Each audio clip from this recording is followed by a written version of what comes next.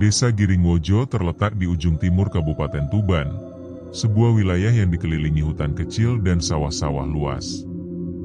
Udara di sini selalu dingin meski matahari bersinar terik, seolah-olah ada angin misterius yang menyusup dari celah-celah pepohonan tua. Jalan utama desa hanya berupa jalan setapak tanah merah yang licin saat musim hujan, sehingga membuat orang-orang lebih memilih berjalan kaki atau menggunakan sepeda motor untuk menghindari ban mobil tersangkut lumpur. Masyarakat desa Giringwojo hidup dengan kesederhanaan yang khas. Mata pencaharian mereka mayoritas dari bertani dan berdagang hasil pertanian. Padi, jagung, serta sayuran segar menjadi komoditas utama. Namun, ekonomi di desa ini tidaklah begitu berkembang. Kebanyakan warga hanya mampu memenuhi kebutuhan sehari-hari tanpa banyak sisanya. Mereka bergantung pada pasar mingguan yang digelar di pusat desa, tempat para pedagang menjual barang-barang kebutuhan pokok, seperti beras, minyak goreng, gula, dan rokok murah. Selain itu, ada satu hal unik yang membuat malam-malam di desa Giringwojo tidak pernah benar-benar sepi. Sebuah warung kecil yang berdiri di pinggir jalan utama. Warung ini bukan sembarang warung biasa. Ia hanya buka saat malam hari, tepatnya mulai pukul 7 malam hingga subuh. Dalam kondisi normal, membuka warung tengah malam tentu akan terdengar aneh, apalagi di desa yang relatif tenang seperti Giringwojo. Namun, entah bagaimana caranya, warung ini selalu ramai dikunjungi pembeli, baik penduduk lokal maupun orang-orang yang melintas di jalan tersebut. Warung ini memiliki ciri khas yang mudah dikenali. Terbuat dari kayu tua, bangunan kecil itu tampak usang namun kokoh, dengan atap genting yang sudah mulai lapuk dimakan waktu. Di depan pintu masuk, tergantung lampu minyak tua yang memberikan cahaya temaram. Tidak ada listrik di dalam warung, sehingga semua aktivitas dijalankan dengan penerangan lilin-lilin kecil yang tersebar di meja-meja kayu kasar. Suasananya sendiri sangat kontras dengan suasana malam di desa, yang biasanya sunyi senyap. Di sini, suara tawa pelanggan, percakapan santai, dan gemertak kayu yang dibakar di tungku, menciptakan atmosfer yang hangat namun sedikit misterius. Budaya masyarakat desa Giringwojo sangat erat dengan tradisi leluhur. Setiap bulan purnama, warga seringkali mengadakan acara doa bersama di balai desa untuk meminta perlindungan dari entitas gaib yang dipercaya mendiami hutan di sekitar desa. Ada cerita lama tentang arwah-arwah penasaran yang berkeliaran di malam hari, terutama di jalanan sepi seperti tempat warung itu berdiri. Meskipun ada cerita-cerita mistis seperti itu, warga tidak pernah merasa takut untuk datang ke warung tersebut. Bahkan, beberapa dari mereka mengaku warung tersebut adalah tempat favorit mereka untuk menikmati secangkir teh manis hangat sambil berbincang dengan tetangga. Tidak ada yang tahu persis siapa pemilik warung ini. Warga hanya mengenalnya sebagai Pak Broto, seorang pria parubaya yang ramah dan sabar dalam melayani pelanggan. Pak Broto tinggal di desa Jatilanang, sebuah desa kecil yang berjarak sekitar 15 km dari Giringwojo. Meski demikian, ia jarang sekali terlihat di desa ini kecuali saat membuka warungnya di malam hari. Orang-orang mengira mungkin, ia hanya ingin mencari penghasilan tambahan dengan membuka warung di desa lain, karena harga sewa di Jatilanang cukup mahal. Namun, apa yang tidak disadari warga adalah fakta, bahwa Pak Broto telah meninggal dunia 10 tahun silam. Rahasia ini baru terungkap 3 tahun setelah warung itu beroperasi, ketika salah satu tamu dari warga desa Giringwojo, ternyata tetangga almarhum Pak Broto di Jatilanang. Pria bernama Suyanto itu datang ke warung itu secara kebetulan, saat sedang bepergian malam. Saat melihat sosok yang ia kenal sebagai Pak Broto, ia langsung terkejut dan mulai curiga. Bagaimana mungkin Pak Broto masih hidup? Bukankah sudah meninggal 10 tahun silam? Kecurigaan Suyanto inilah yang kemudian memicu serangkaian peristiwa mengerikan yang mengubah desa Giringwojo menjadi tempat yang dipenuhi ketakutan dan misteri. Namun, sebelum rahasia besar itu terungkap, warga masih menikmati kehangatan malam di warung misterius itu tanpa menyadari bahwa mereka sedang berhadapan dengan sesuatu yang jauh lebih gelap daripada sekadar kebiasaan biasa. Halo para sahabat album misteri, sebelum video cerita horor ini berlanjut, ada baiknya para sahabat untuk memberikan subscribe, like dan menyebarkan video ini, sehingga memotivasi kami untuk membuat cerita video yang lebih menyeramkan, menakutkan, menarik, dan memberikan pesan-pesan positif dalam berkehidupan. Selain itu, tidak lupa menyalakan gambar lonceng, sehingga Anda menjadi penonton pertama yang mengetahui saat kami upload cerita misteri, horor, mistis, atau klinik yang terbaru, yang akan menguji keberanian Anda untuk mendengarkan dan menonton video ini sendirian. Dan, selamat menonton.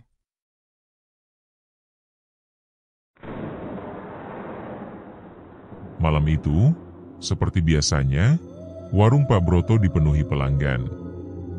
Ada yang datang untuk sekadar minum kopi hangat, ada pula yang ingin menikmati makanan ringan, seperti gorengan atau nasi bungkus. Beberapa orang bahkan membawa tikar kecil untuk duduk di luar warung, menghirup udara malam yang dingin, sambil bercerita tentang pengalaman mereka sehari-hari. Memang, suasana warung tampak ramai dan hangat, tapi ada sesuatu yang aneh di udara malam itu. Angin berhembus lebih dingin dari biasanya, menusuk tulang meskipun para pelanggan sudah memakai jaket tebal.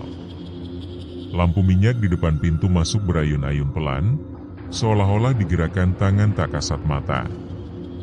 Lilin-lilin kecil di dalam warung juga mulai berkedip-kedip tanpa alasan jelas, membuat bayangan-bayangan aneh bergerak liar di dinding kayu tua.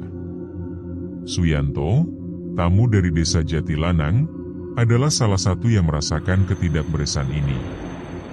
Ia baru saja tiba di Giringwojo, setelah menempuh perjalanan panjang dengan sepeda motornya. Awalnya, ia hanya berniat singgah untuk melepas lelah dan mencari minuman hangat. Namun, begitu melihat sosok Pak Broto di balik meja kasir, hatinya langsung terasa berat. "Pak Broto?" gumam Suyanto pelan, hampir tidak percaya dengan apa yang dilihatnya. Ia masih ingat jelas hari pemakaman Pak Broto 10 tahun silam. Saat itu, seluruh warga desa Jatilanang hadir untuk memberikan penghormatan terakhir kepada pria baik hati yang dikenal sebagai tetangga yang ramah. Lalu, bagaimana mungkin pria itu bisa berdiri di sini, tersenyum sambil menyajikan teh manis kepada pelanggan? Suyanto mencoba menenangkan dirinya sendiri. Mungkin saja ia salah lihat. Atau mungkin ada orang lain yang mirip dengan Pak Broto. Namun, semakin lama memperhatikan, semakin yakin ia bahwa pria di meja kasir itu benar-benar Pak Broto. Bahkan cara pria itu berbicara, nada suaranya yang tenang dan sedikit serak, sama persis dengan kenangannya tentang almarhum. Dengan langkah ragu-ragu, Suyanto mendekati meja kasir. "Permisi Pak," katanya sambil berusaha tersenyum. "Boleh saya pesan secangkir teh?" Pak Broto mengangkat kepala dan menatapnya dengan senyum hangat. "Tentu, Mas." "Sebentar ya." Suaranya terdengar begitu nyata, bukan seperti suara yang keluar dari arwah. Namun, ada sesuatu yang aneh pada matanya. Mata itu terlihat kosong, seolah-olah tidak benar-benar melihat Suyanto, melainkan menembusnya. Sementara menunggu pesanannya datang, Suyanto memutuskan duduk di salah satu meja di sudut warung. Dari tempatnya, ia bisa melihat seluruh ruangan dengan jelas. Para pelanggan tampak santai, tertawa dan bercanda seperti biasa. Tapi ada sesuatu yang mengganggu perhatiannya. Beberapa pelanggan, terutama yang duduk di meja-meja paling ujung, tampak aneh. Wajah mereka pucat, hampir transparan, dan gerakan mereka sangat lambat, seolah-olah bukan manusia sungguhan. Pemandangan itu membuat Suyanto bergidik. Ia mencoba meyakinkan diri bahwa itu hanya efek cahaya lilin yang redup. Namun, semakin lama memperhatikan, Semakin yakin ia ada sesuatu yang tidak beres. Salah satu pelanggan di pojok ruangan bahkan tidak memiliki bayangan di lantai, meskipun lilin di atas mejanya menyala terang. Ini tidak mungkin, gumam Suyanto pelan. Ia mulai merasa tidak nyaman dan ingin segera pergi. Namun, saat hendak berdiri, Pak Broto tiba-tiba muncul di depannya dengan secangkir teh di tangan. "Inilah pesananmu, Mas," kata Pak Broto sambil meletakkan cangkir teh di atas meja. "Silakan diminum selagi hangat." Suyanto menatap cangkir teh itu dengan waspada. Cairan di dalamnya tampak normal, tapi entah mengapa, ia merasa enggan untuk menyentuhnya. "Terima kasih, Pak," katanya sambil berusaha tersenyum. Maaf, boleh saya tanya sesuatu?" "Tentu, Mas." "Apa yang ingin kamu tanyakan?" jawab Pak Broto dengan nada ramah. Suyanto menelan ludah. "Pak Broto, apakah Bapak tinggal di desa Jatilanang?" Pertanyaan itu membuat senyum Pak Broto sedikit memudar. Matanya yang kosong menatap Suyanto lebih lama dari yang seharusnya. "Kenapa kamu bertanya begitu, Mas?"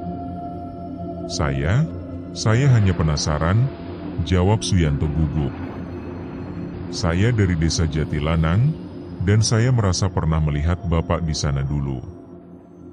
Pak Broto terdiam sejenak. Kemudian, ia tersenyum lagi, tapi kali ini senyumnya terlihat lebih dingin.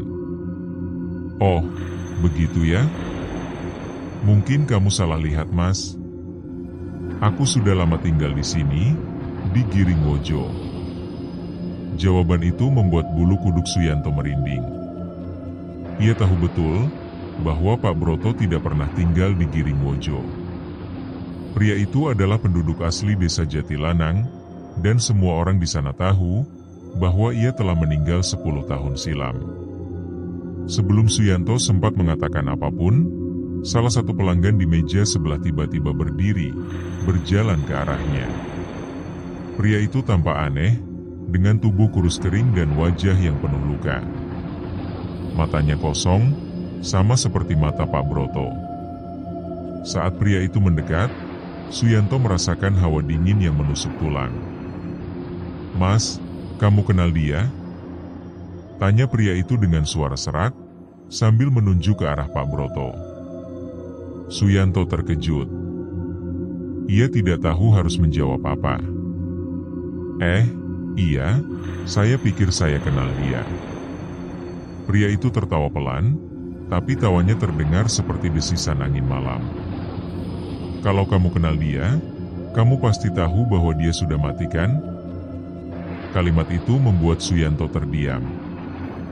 Jantungnya berdegup kencang, dan ia mulai merasa sulit bernapas. Ia ingin berdiri dan pergi, tapi kakinya terasa seperti terpaku di lantai.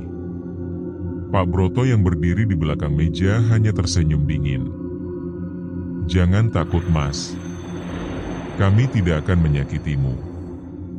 Kami hanya ingin kamu tahu kebenarannya." "Kebenaran apa?"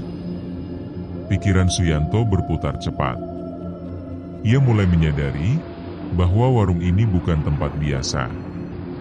Ada sesuatu yang gelap dan misterius di balik keramahan Pak Broto dan pelanggan-pelanggan anehnya. Namun, sebelum dapat memproses apa yang sedang terjadi, lampu minyak di depan pintu masuk tiba-tiba padam. Ruangan menjadi gelap gulita, hanya ada suara-suara bisikan halus yang terdengar dari segala arah. Bisikan itu seperti menggema di dalam kepala Suyanto, membuatnya merasa seperti tenggelam dalam lautan ketakutan. "Selamat datang di warung kami, Mas," bisik suara Pak Broto di telinganya. "Di sini, semua orang bisa menikmati kehangatan malam, bahkan setelah mereka meninggal."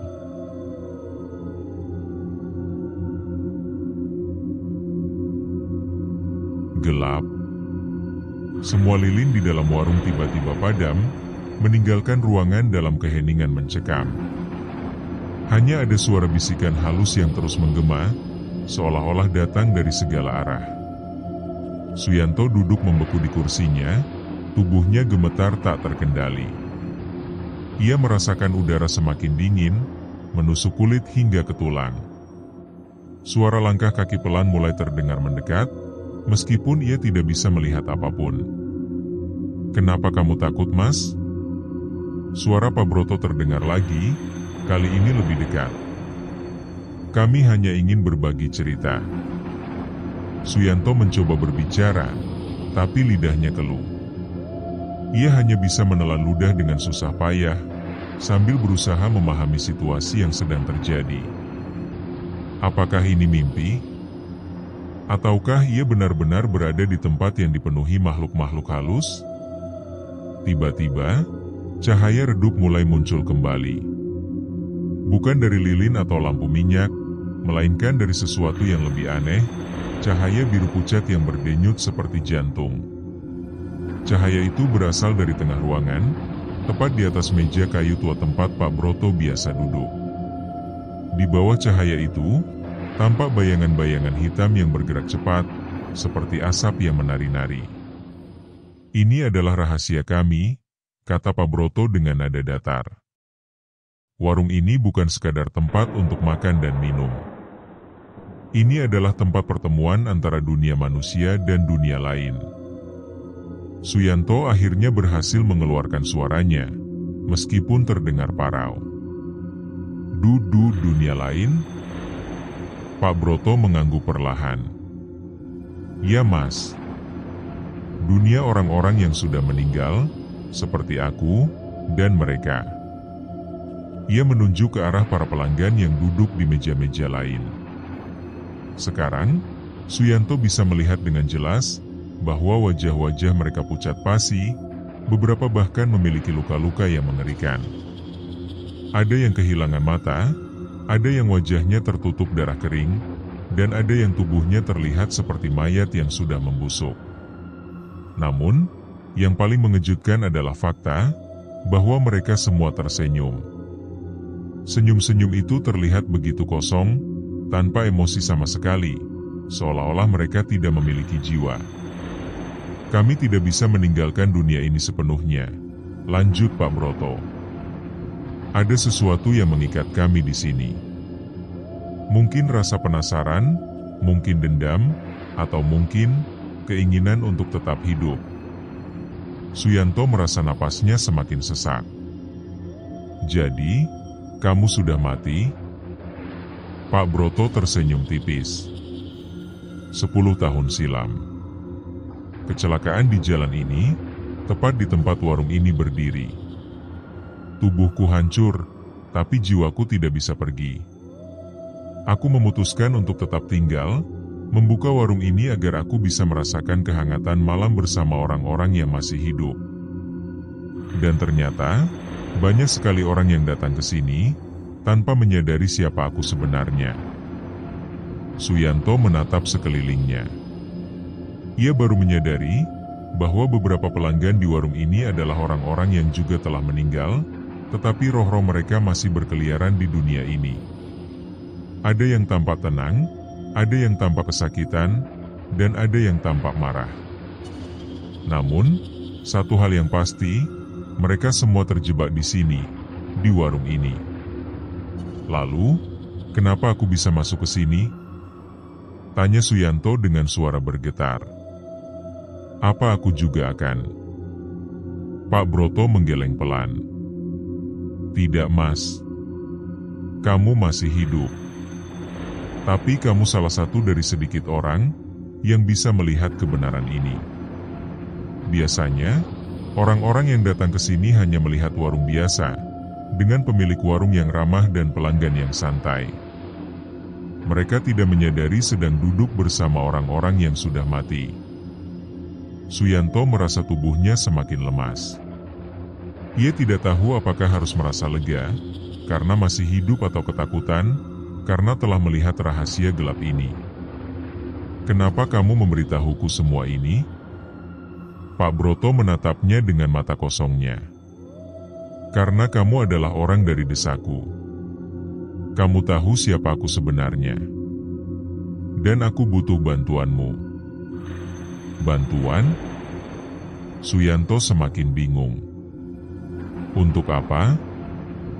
Aku ingin bebas, jawab Pak Broto dengan nada pelan namun penuh tekanan. Aku lelah menjadi hantu. Aku ingin pergi ke tempat yang seharusnya. Tapi ada sesuatu yang menghalangiku. Sesuatu? Suyanto bertanya dengan hati-hati. Ya, sesuatu yang kuat. Sesuatu yang mengikatku di sini, kata Pak Broto. Dan aku yakin kamu bisa membantuku menemukannya.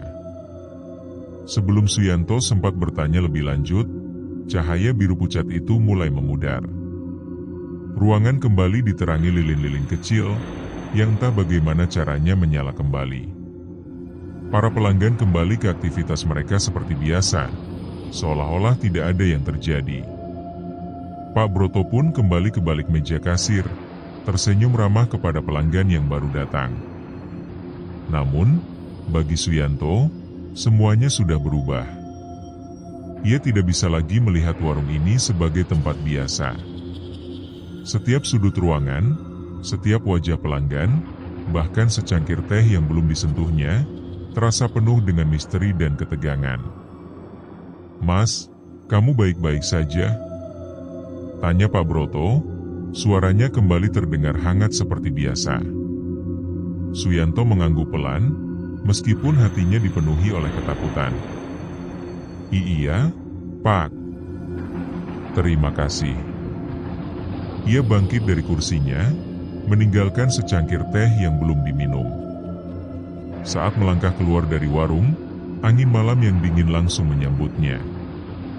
Namun, dinginnya udara tidak seberapa dibandingkan dengan dinginnya rasa takut yang menghantui pikirannya.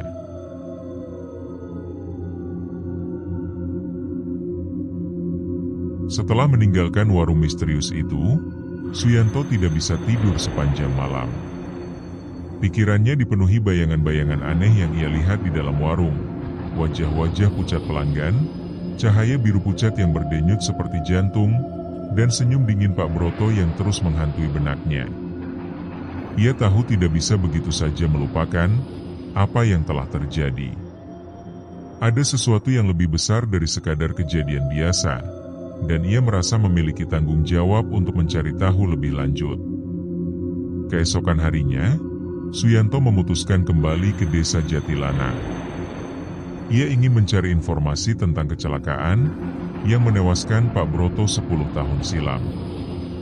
Mungkin ada sesuatu yang terlewatkan saat peristiwa itu terjadi, sesuatu yang bisa menjelaskan mengapa arwah Pak Broto masih gentayangan, dan mengapa terikat pada warung itu. Sesampai desa Jatilanang, Suyanto langsung menuju rumah Mbah Kerto, seorang sesepuh desa yang dikenal sebagai penjaga pengetahuan lokal. Mbah Kerto adalah orang yang selalu dimintai nasihat warga ketika ada masalah gaib, atau hal-hal yang tidak bisa dijelaskan dengan akal sehat. Meski sudah tua renta, ingatan Mbah Kerto masih sangat tajam, terutama tentang kejadian-kejadian penting di desa. "Mbah, saya ingin bertanya tentang Pak Broto," kata Suyanto, setelah duduk di depan Mbah Kerto di beranda rumahnya. "Saya mendengar cerita beliau meninggal dalam kecelakaan di jalan menuju Giringwojo. Apakah Mbah tahu lebih banyak tentang kejadian itu?" Mbah Kerto menatap Suyanto dengan mata bijaknya. "Ah, kamu bertanya tentang Pak Broto?" "Ya, aku ingat betul peristiwa itu. Malam itu adalah malam yang sangat gelap, hujan deras, dan angin bertiup kencang. Tubuhnya ditemukan di pinggir jalan, hancur karena tertabrak truk yang melaju kencang." Suyanto mengangguk. "Apa ada yang aneh dengan kecelakaan itu? Apakah ada yang tidak wajar?" Mbah Kerto terdiam sejenak, seolah-olah mempertimbangkan apakah harus mengungkapkan sesuatu. Akhirnya, ia berkata, "Ada satu hal yang jarang dibicarakan orang. Saat tubuh Pak Broto ditemukan, ada sesuatu yang hilang." "Hilang?" tanya Pak Suyanto penasaran. "Ya, cincin emasnya."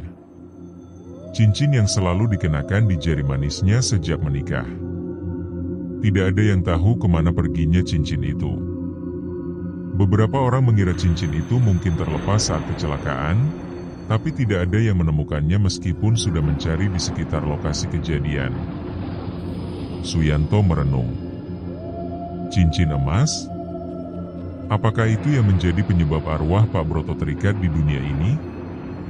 Apakah ada yang mencoba mencari tahu lebih lanjut tentang cincin itu? Tanyanya lagi. Mbah Kerto menggeleng pelan. Tidak ada. Waktu itu, semua orang hanya fokus pada pemakaman. Lagi pula, siapa yang akan peduli dengan cincin kalau pemiliknya sudah meninggal? Namun, Mbah Kerto berhenti sejenak, lalu melanjutkan dengan nada lebih rendah. Ada satu cerita yang beredar di antara orang-orang tua. Mereka bilang cincin itu bukan sembarang cincin. Konon, cincin itu diberi mantra oleh dukun tua untuk melindungi pemiliknya dari mara bahaya. Mantra? Suyanto semakin penasaran. Ya, mantra pelindung. Tapi katanya, jika cincin itu lepas dari pemiliknya, maka pemiliknya akan terikat pada tempat terakhir ia menyentuh cincin itu. Bisa jadi, itulah alasan mengapa arwah Pak Broto masih gentayangan di warung itu. Suyanto merasa bulu kuduknya merinding. Jika cerita itu benar, maka cincin itu adalah kunci untuk membebaskan arwah Pak Broto. Namun, bagaimana caranya menemukan cincin yang hilang 10 tahun lalu? Mbah, apakah ada cara untuk menemukan cincin itu? Tanyanya. Mbah Kerto tersenyum tipis. Ada satu cara. Kamu harus pergi ke tempat kejadian. Tempat di mana Pak Broto meninggal. Mungkin, jejak cincin itu masih ada di sana. Tapi hati-hati mas. Tempat itu dipercaya sebagai salah satu lokasi yang paling angker. Banyak orang yang menghindarinya, karena sering terjadi hal-hal aneh di sana. Suyanto mengangguk mantap. Terima kasih, Mbah. Saya akan mencobanya. Malam harinya, Suyanto kembali ke lokasi kecelakaan Pak Broto. Tempat itu berada tepat di dekat warung misterius, di sebuah tikungan jalan yang curam, dikelilingi pepohonan tinggi. Udara di sana terasa lebih dingin daripada biasanya, dan suara angin yang berdesir di antara dedaunan terdengar seperti bisikan halus. Suyanto membawa senter kecil dan lilin, yang diberkahi mantra oleh Mbah Kerto untuk melindunginya dari pengaruh gaib. Ia mulai mencari-cari di sekitar area itu, memeriksa setiap sudut tanah yang mungkin menyembunyikan cincin emas yang hilang. Setelah beberapa jam mencari tanpa hasil, Suyanto mulai merasa putus asa. Namun, tiba-tiba ia melihat sesuatu yang berkilauan di bawah sinar bulan. Ia berlutut dan menggali tanah di sekitar kilauan itu. Setelah beberapa saat, ia menemukan sebuah cincin emas kecil yang tampak kotor oleh lumpur dan waktu. Ini dia. Gumamnya pelan. Ia membersihkan cincin itu dengan hati-hati, lalu memegangnya erat-erat. Seketika itu juga, udara di sekitarnya berubah. Angin berhembus lebih kencang, dan suara-suara aneh mulai terdengar dari kejauhan. Sebelum ia sempat berpikir lebih jauh, sosok Pak Broto muncul di hadapannya. Kali ini, wajahnya tidak lagi ramah, melainkan penuh kemarahan. Kenapa kamu mengambil cincin itu? Bentak Pak Broto, dengan suara yang lebih keras daripada biasanya. Suyanto mundur selangkah, tapi ia tetap berusaha tenang. Pak Broto, ini adalah kunci untuk membebaskanmu. Aku hanya ingin membantu. Pak Broto terdiam sejenak, lalu ekspresinya berubah menjadi lebih tenang. Maafkan aku, Mas. Aku hanya takut. Aku sudah terlalu lama terikat di sini. Suyanto mengangguk. Aku akan membantumu. Tapi aku butuh bimbinganmu. Apa yang harus kulakukan dengan cincin ini? Pak Broto menunjuk ke arah warung. Bawa cincin itu ke warung. Di sana, ada tempat khusus yang bisa digunakan untuk melepaskan ikatan ini. Tapi hati-hati mas, ada makhluk lain yang tidak ingin aku pergi. Suyanto merasa jantungnya berdegup kencang. Ia tahu hanya pilihan itu merupakan langkah terakhir untuk membebaskan arwah Pak Broto, tapi ia juga sadar bahaya besar sedang menunggunya.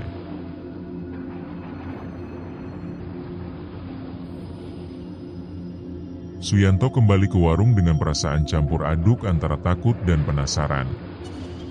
Di tangannya, cincin emas yang ditemukan masih terasa dingin, seolah-olah menyimpan energi misterius yang sulit dijelaskan. Udara malam semakin menusuk tulang, dan angin berhembus lebih kencang dari biasanya, membuat daun-daun kering berputar liar di jalan setapak menuju warung. Saat mendekati warung, lampu minyak di depan pintu masuk tampak berkedip-kedip, seperti memberikan isyarat sesuatu yang besar akan terjadi. Suasana di dalam warung juga terasa lebih suram daripada biasanya. Lilin-lilin kecil yang biasanya memberikan cahaya hangat kini berdenyut lemah, seolah-olah kehabisan tenaga.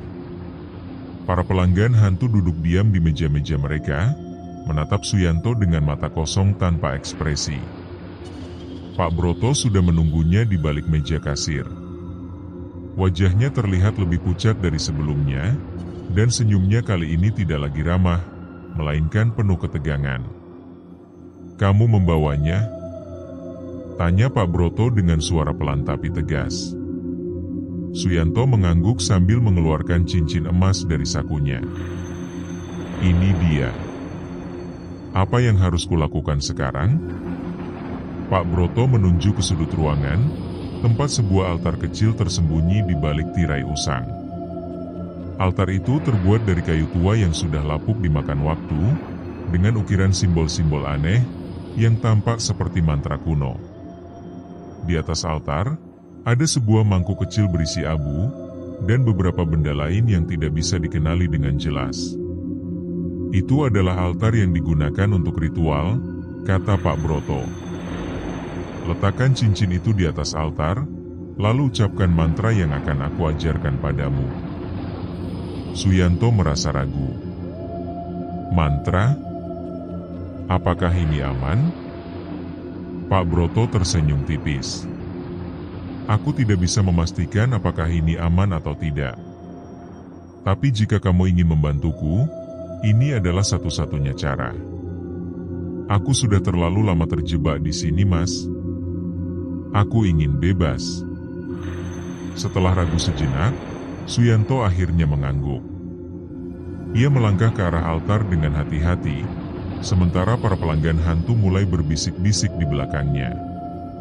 Suara-suara itu terdengar seperti gumaman tanpa arti, tapi ada nada ancaman yang samar-samar tersembunyi di dalamnya. Saat mendekati altar, udara di sekitarnya semakin dingin. Napasnya terlihat seperti asap putih di udara, dan bayang-bayang hitam mulai bergerak cepat di dinding-dinding warung. Suyanto mencoba fokus pada apa yang harus dilakukannya.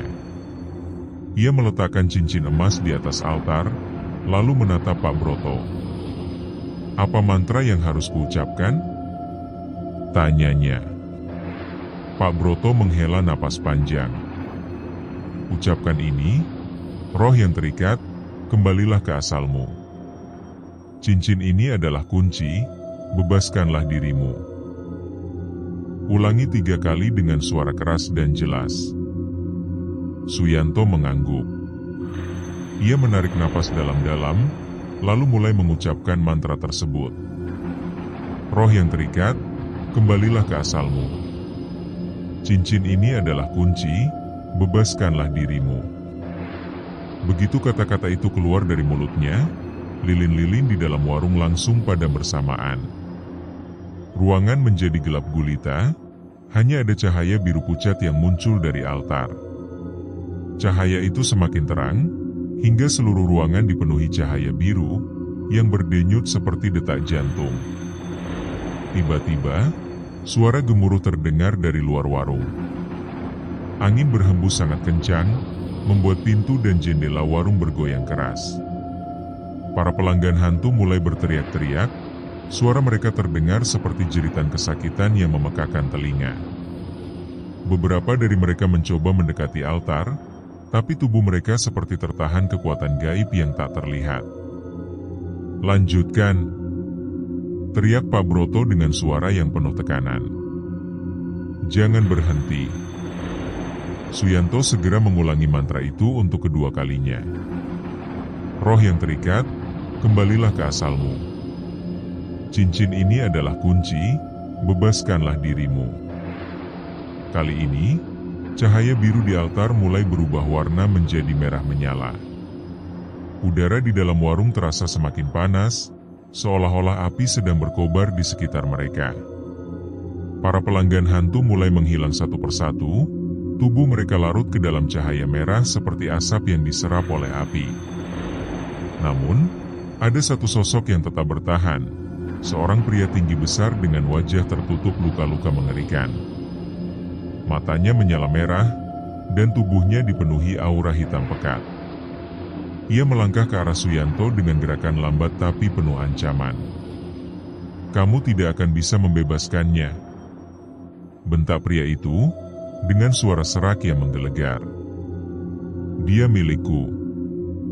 Suyanto mundur selangkah, tapi ia tetap berusaha tenang. "Siapa kamu?" tanyanya dengan suara gemetar. "Aku adalah makhluk yang mengikatnya di sini," jawab pria itu dengan senyum dingin. "Tanpa cincin itu, dia tidak akan pernah bisa pergi.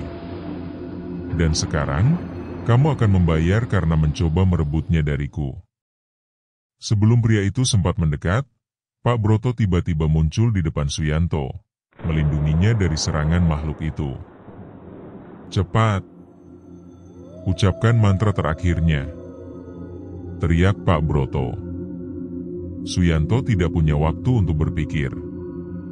Ia segera mengucapkan mantra itu untuk ketiga kalinya. "Roh yang terikat, kembalilah ke asalmu. Cincin ini adalah kunci, bebaskanlah dirimu." Begitu kata-kata itu selesai diucapkan, cahaya merah di altar meledak dengan suara keras, menghasilkan kilatan cahaya yang menyilaukan. Seluruh ruangan bergetar hebat, dan makhluk itu mulai melolong kesakitan. Tubuhnya perlahan-lahan hancur menjadi debu hitam, hingga akhirnya lenyap sepenuhnya. Cahaya biru kembali muncul, kali ini lebih lembut dan tenang. Suara bisikan halus terdengar dari altar, seperti nyanyian yang datang dari dunia lain. Tubuh Pak Broto mulai bersinar dengan cahaya putih, dan wajahnya tampak lebih damai daripada sebelumnya. "Terima kasih Mas," kata Pak Broto dengan suara yang penuh rasa syukur. "Akhirnya, aku bisa pergi." Sebelum Suyanto sempat menjawab, tubuh Pak Broto mulai memudar, hingga akhirnya menghilang sepenuhnya. Cahaya biru di altar juga perlahan memudar, meninggalkan ruangan dalam kegelapan total.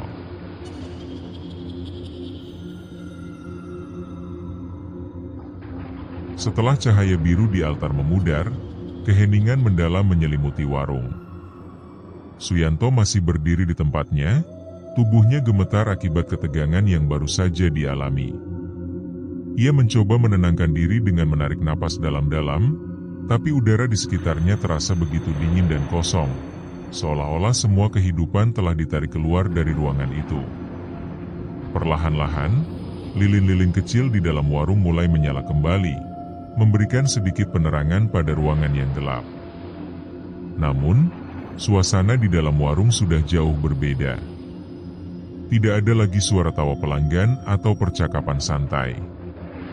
Semua meja dan kursi tampak kosong, seperti tidak pernah ada orang yang mengisi tempat itu selama bertahun-tahun. Bahkan aroma masakan dan teh hangat, yang biasanya menyelimuti warung juga lenyap tanpa jejak. Suyanto melangkah keluar dari warung dengan hati-hati. Udara malam terasa lebih ringan dibandingkan saat pertama kali datang, tapi ada sesuatu yang tetap mengganjal di benaknya. Sebuah pertanyaan, apakah ritual itu benar-benar berhasil? Apakah arwah Pak Broto sudah benar-benar bebas? Saat berjalan menjauhi warung, angin malam yang lembut mulai berhembus, membawa aroma tanah basah dan dedaunan segar.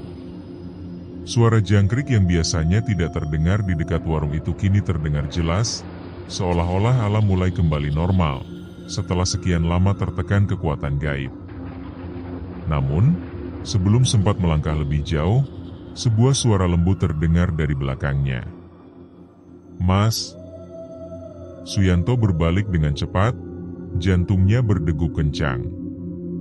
Beberapa meter di belakangnya, berdiri seorang wanita muda dengan wajah pucat dan rambut panjang yang terurai. Matanya hitam pekat, dan tubuhnya tampak transparan seperti asap. Wanita itu tersenyum tipis, tapi senyumnya terlihat lebih aneh daripada ramah. "Siapa kamu?" tanya Suyanto dengan suara bergetar. "Aku adalah salah satu dari mereka," jawab wanita itu dengan nada datar. "Aku juga terjebak di sini, sama seperti Pak Broto." Suyanto merasa bulu kuduknya merinding. "Maksudmu, masih ada yang lain?" Wanita itu mengangguk pelan. "Ya, banyak dari kami masih terikat di sini. Pak Broto mungkin sudah bebas, tapi kami tidak. Kamu harus membantu kami juga." Suyanto terdiam. Ia tidak menyangka ritual pembebasan untuk Pak Broto ternyata hanya langkah awal dari sesuatu yang lebih besar. Ia merasa dilema, di satu sisi ingin membantu para arwah yang terjebak ini, tapi di sisi lain takut akan bahaya yang mengancamnya jika terus melanjutkan upaya ini. "Apa yang harus aku lakukan?" tanyanya akhirnya. Wanita itu menunjuk ke arah warung. "Kamu harus kembali ke altar. Ada sesuatu di sana yang bisa membantu kami. Tapi hati-hati, makhluk itu belum sepenuhnya hilang." "Makhluk apa?" tanya Suyanto. "Makhluk yang mengikat kami di sini," jawab wanita itu dengan suara pelan. "Dia lebih kuat dari yang kamu kira. Ritual tadi hanya membuatnya lemah, tapi dia masih hidup." Sebelum Suyanto sempat bertanya lebih lanjut, wanita itu mulai memudar, hingga akhirnya menghilang sepenuhnya. Ia berdiri sendirian di tengah malam yang sunyi, pikirannya dipenuhi kebingungan dan ketakutan. Keesokan harinya, Suyanto kembali ke desa Jatilanang untuk meminta nasihat Mbah Kerto. Ia menceritakan semua yang terjadi di warung semalam, termasuk penampakan wanita misterius, dan peringatan tentang makhluk yang belum sepenuhnya dikalahkan. Mbah Kerto mendengarkan dengan ekspresi serius. Setelah beberapa saat, ia berkata, "Jika makhluk itu masih hidup, maka kamu harus menyelesaikan apa yang sudah kamu mulai. Tapi ingat Mas, ini bukan hanya tentang membebaskan arwah-arwah itu. Ini juga tentang melindungi desa kita dari kekuatan jahat yang dapat merusak keseimbangan antara dunia manusia dan dunia lain." "Apa yang harus kulakukan, Mbah?" tanya Suyanto. Mbah Kerto mengambil sebuah kotak kayu kecil dari rak di rumahnya. Di dalam kotak itu, ada sebuah jimat kuno yang terbuat dari kain putih dihiasi simbol-simbol aneh. "Ini adalah jimat pelindung. Bawalah ini saat kamu kembali ke warung. Dan ingat, jangan pernah ragu untuk menggunakan mantra yang sudah kamu pelajari kemarin. Mantra itu adalah senjata terbaikmu melawan makhluk itu." Suyanto mengangguk mantap. Ia tahu tidak punya pilihan lain. Jika tidak melanjutkan ritual ini, bukan hanya arwah-arwah terjebak yang akan menderita, tapi juga penduduk desa Giringwojo dan Jatilanang mungkin akan menjadi korban dari kekuatan jahat itu. Malam harinya, Suyanto kembali ke warung dengan jimat pelindung yang diberikan Mbah Kerto. Saat mendekati warung, suasana di sekitarnya terasa lebih suram daripada sebelumnya. Pohon-pohon di sepanjang jalan tampak lebih tinggi dan lebih gelap, seolah-olah mencoba menelan cahaya bulan. Udara dingin menusuk tulang, dan suara-suara aneh mulai terdengar dari kejauhan. Begitu masuk ke dalam warung, altar di sudut ruangan langsung menyala dengan cahaya biru pucat. Di atas altar, ada sebuah buku tua yang tampak rapuh, dengan halaman-halamannya yang kuning dan robek. Di sampul buku itu, terukir simbol yang sama dengan yang ada di jimat pelindung. Suyanto membuka buku itu dengan hati-hati. Di dalamnya, ada tulisan-tulisan kuno yang sulit dibaca, tapi ia memahami beberapa bagian yang berisi instruksi untuk ritual pembebasan. Tiba-tiba, suara gemuruh terdengar dari luar warung. Angin berhembus sangat kencang, membuat pintu dan jendela bergoyang keras. Bayangan hitam mulai muncul di dinding-dinding warung, bergerak cepat seperti asap yang dipenuhi amarah. "Kamu tidak akan bisa menghentikanku," teriak suara serak yang menggelegar, suara yang sama dengan makhluk yang ia temui sebelumnya. Suyanto segera mengeluarkan jimat pelindungnya, dan mulai membacakan mantra dari buku tua itu. Cahaya biru di altar semakin terang, dan suara nyanyian halus mulai terdengar dari segala arah. Makhluk itu muncul di hadapannya, tubuhnya dipenuhi aura hitam pekat. Matanya menyala merah, dan tangannya yang seperti cakar mencoba meraih Suyanto. "Roh-roh yang terikat, kembalilah ke asalmu. Cahaya ini adalah pedang, bebaskanlah dirimu," teriak Suyanto dengan suara keras. Cahaya biru meledak dengan kekuatan luar biasa, menghasilkan kilatan cahaya yang menyilaukan. Makhluk itu mulai melolong kesakitan, tubuhnya perlahan-lahan hancur menjadi debu hitam, hingga akhirnya lenyap sepenuhnya. Saat kegelapan mulai memudar, suara nyanyian halus berubah menjadi bisikan lembut yang mengucapkan terima kasih. Para arwah yang terjebak di warung itu akhirnya bebas, meninggalkan tempat itu dalam kedamaian.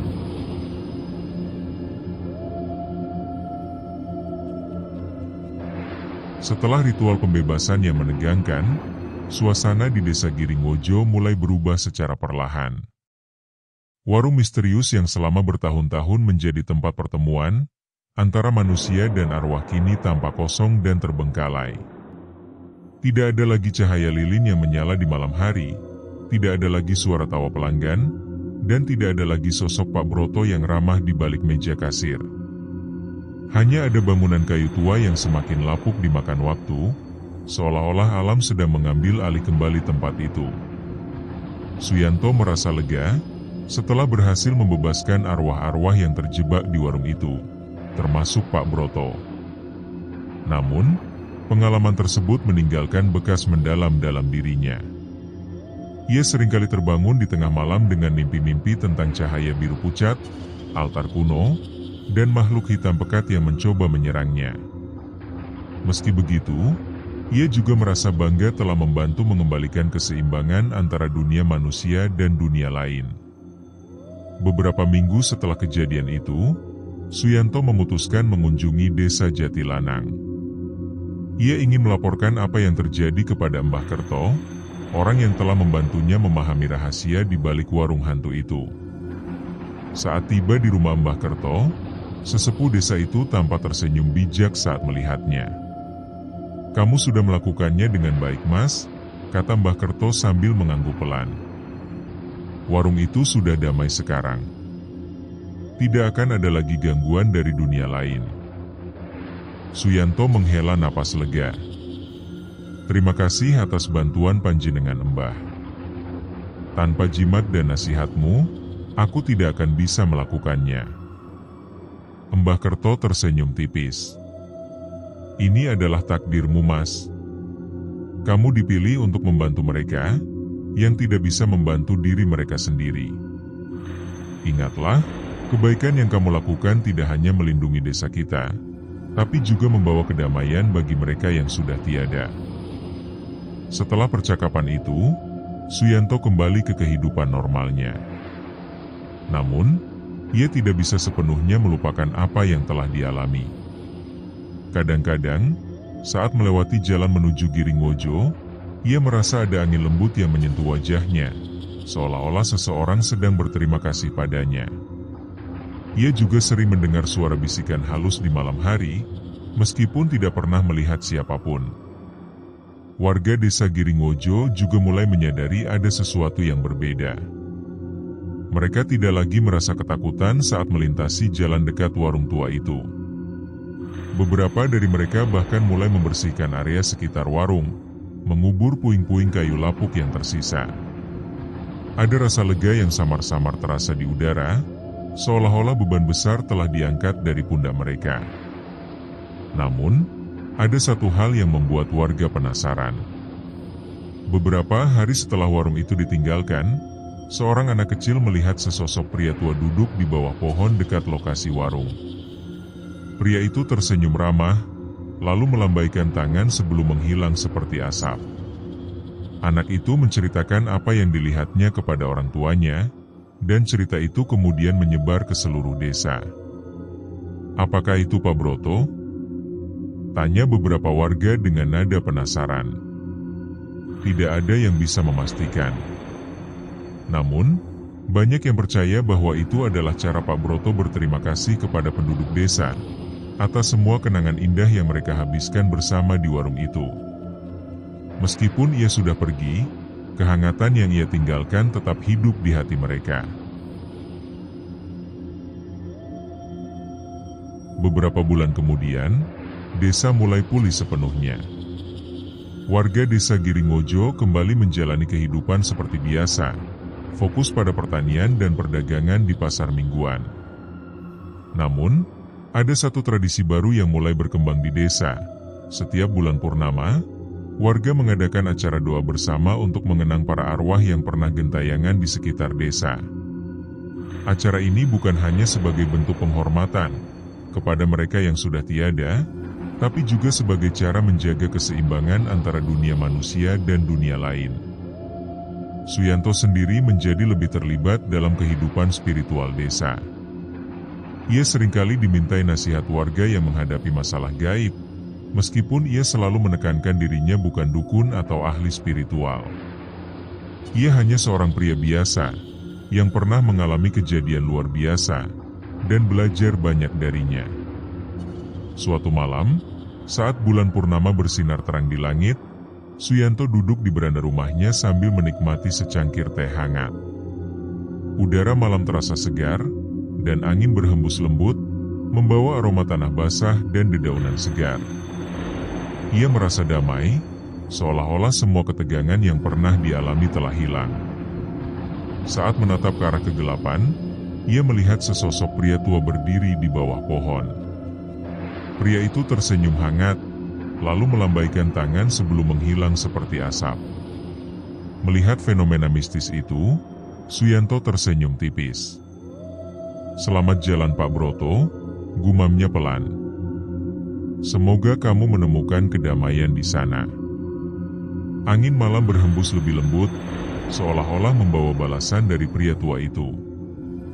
Suyanto menyesap tehnya sekali lagi, lalu masuk ke dalam rumah dengan hati yang tenang.